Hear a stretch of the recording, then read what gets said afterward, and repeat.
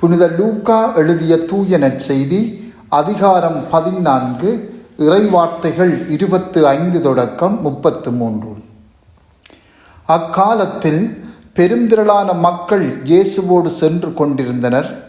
அவர் திரும்பி பார்த்து அவர்களிடம் கூறியது, என்னிடம் வருபவர் தம் தந்தை, தாய், மனைவி, பிள்ளைகள், சகோதரர், சகோதரிகள் ஆகியோரையும் ஏன் தம் உயிரையுமே என்னை விட மேலாக கருதினால் அவர் என் சீடராய் இருக்க முடியாது.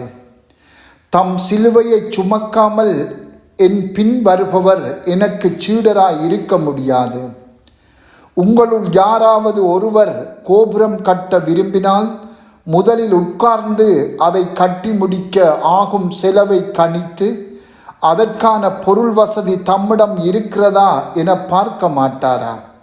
இல்லாவிட்டால் அதற்கு அடித்தளமிட்ட பிறகு அவர் கட்டி முடிக்க இயலாமல் இருப்பதை பார்க்கும் யாவரும் ஏளனமாக, இம்மனிதன் கட்டத் தொடங்கினான், ஆனால் முடிக்க இயலவில்லை என்பார்களே. வேறு ஓர் அரசரோடு போர் தொடுக்கப் போகும் அரசர் ஒருவர் 20,000 பேருடன் தமக்கு எதிராக வருபவரை 10,000 பேரை கொண்டு எதிர்க்க முடியுமா என்று முதலில் உட்கார்ந்து சிந்தித்து பார்க்க மாட்டாரா?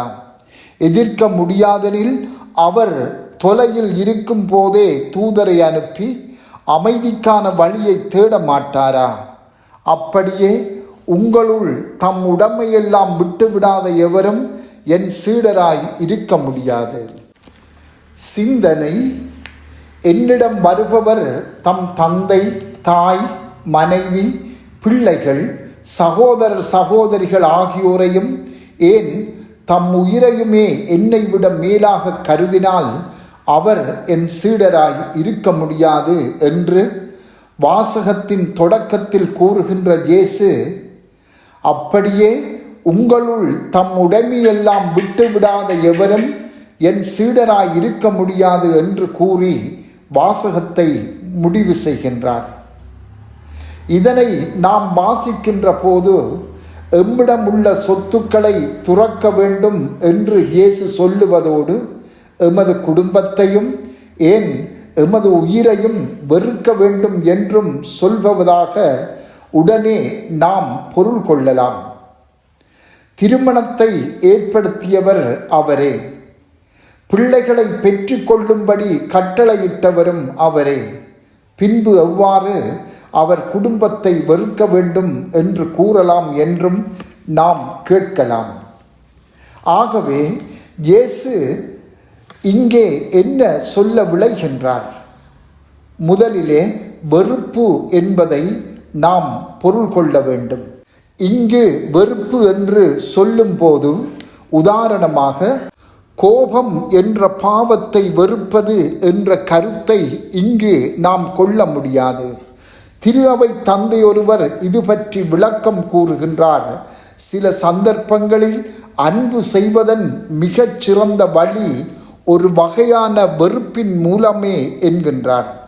உதாரணமாக, கடவுளை நாம் அன்பு செய்யும் போது, அவரது விருப்பத்தை நாம் நிறைவேற்றும் போது ஒருவர் அதற்கு தடையாக இருப்பாராயின் நாம் அதை துணிவோடும் உறுதியோடும் வெறுக்க வேண்டும். இதுவே அன்பாகும். ஒருவர் போடும் தடைகளை புறக்கணித்து கடவுளிடம் இருந்து விலக மறுப்பது ஒரு நற்செய்தி அறிவிப்பே ஆகும். நாம் கடவுளை அன்பு செய்வதற்கு, அவர் விரும்பியவாறு நாம் வாழ்வதற்கு தடைகளை போடுகின்றவர்கள் நேரடியாக அவற்றை போடுவார்கள் என்பதிலும் பார்க்க மறைமுகமாகவே அந்த தடைகளை போடுவார்கள். உதாரணமாக, ஞாயிறு திருப்பலி வேளையில் எமக்கு வேண்டிய ஒருவர் தமது வீட்டில் நடைபெறும் ஒரு கொண்டாட்டத்துக்கு அழைக்கலாம். இந்த நிலையில் எமது தெரிவு என்ன? ஞாயிறு திருப்பலியா அல்லது கொண்டாட்டமா? ஞாயிறு திருப்பலிக்குத்தான் நான் போவேன் என்றால், அதாவது கடவுளைத்தான் நான் முதலில் அன்பு செய்வேன் என்றால், எனக்கு வேண்டியவரை நான் வெறுக்க வேண்டும். தன் உயிரை வெறுக்க வேண்டும் என்று இயேசு கூறுகின்றார். ஏன்?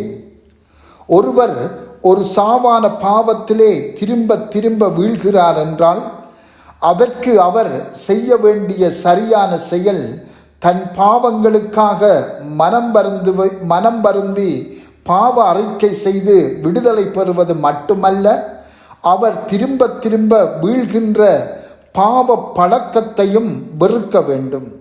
இந்த வெறுப்பு அவர் தனது பாவ பழக்கத்தை முழுமையாக வெற்றி கொள்வதையே நோக்கமாக கொண்டிருக்கும். அவ்வாறே ஒருவர் கொண்டிருக்கும் அனைத்து சொத்துக்களையும் துறக்க வேண்டும் என்று இயேசு கூறுகின்றாரே, அதனுடைய பொருள் என்ன? ஒருவர் கடவுளின் விருப்பத்துக்கு எதிராக அவர் பற்றி பிடித்துள்ள ஒவ்வொன்றையும் துறக்க வேண்டும் என்பதாகும். அன்றாடம் எமது தேவைகளை நிறைவு செய்ய எமக்கு பணம், பொருள் அவசியம் என்பதை மறுக்க முடியாது. ஆயினும் அந்த அவசியமான பணமோ பொருளோ எதுவும் ஒருவருடைய முதன்மையான பற்றாக இருக்கக்கூடாது. ஆண்டவரும் அவரது விருப்பத்தை நிறைவேற்றுவதுமே எப்போதும் ஒருவரது முதன்மையாக இருக்க வேண்டும் என்பதே அதன் பொருளாகும். இயேசுவின் சீடத்தியாக இருப்பதற்கு வேண்டிய இயேசு கூறுகின்ற அடிப்படை தகுதியை இன்று சிந்திப்போம். அவ்வாறு இருப்பதற்கு எமக்கு தடையாக இருப்பவர்கள் யார், அல்லது தடையாக இருப்பவை எவை? அவர்களை அல்லது அவற்றை இனம் கண்டு கடவுளை முழுமையாக அன்பு செய்வதற்காக அவற்றை வெறுப்போம். இது அவசியமான ஒன்றாகும். செபம். ஆண்டவரே, உம்மை மட்டுமே எம் வாழ்வில் நாம் எப்போதும் மகிமைப்படுத்த அருள் தாரும். ஆமென்.